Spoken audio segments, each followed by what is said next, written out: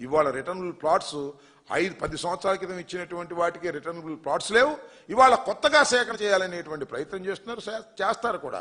బెదిరిస్తారు, బతిమలాడతారు, ఏయో ఆశలు చూపుతారు, మళ్ళీ తీసుకునే కార్యక్రమం చేస్తారు. వాళ్ళ బాధ ఇంత అంతా కాదు. ఈ రాజధాని నిర్మాణం పూర్తి కాదు.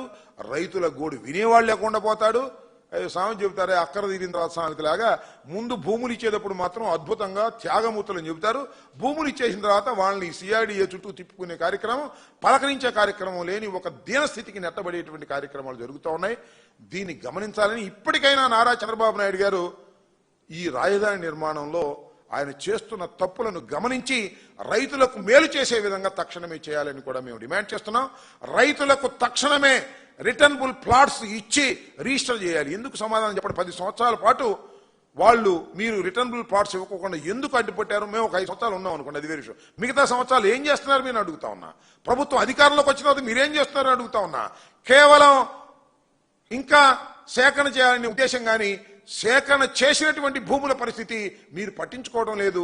తన దూర కంత లేదు, మెడకు ఒక డోల్ అన్నట్టుగా అయిన దానికి 50 ఎకరాలకు 50,000 ఎకరాలకు దిక్కులేదు కానీ ఇంకా 20,000 ఎకరాలు కావాలి, 50,000 ఎకరాలు కావాలని సర్వనాశనం చేసే కార్యక్రమం చేస్తున్నారు. రైతుల్ని పచ్చి దగా మోసం చేసే కార్యక్రమాన్ని చంద్రబాబు నాయుడు గారు చేయటం చాలా దురదృష్టకరం. ఇప్పటికైనా రైతాంగం ఆలోచించుకోవాలి. ఇది ఒక దుర్మార్గమైనటువంటి ప్రభుత్వం.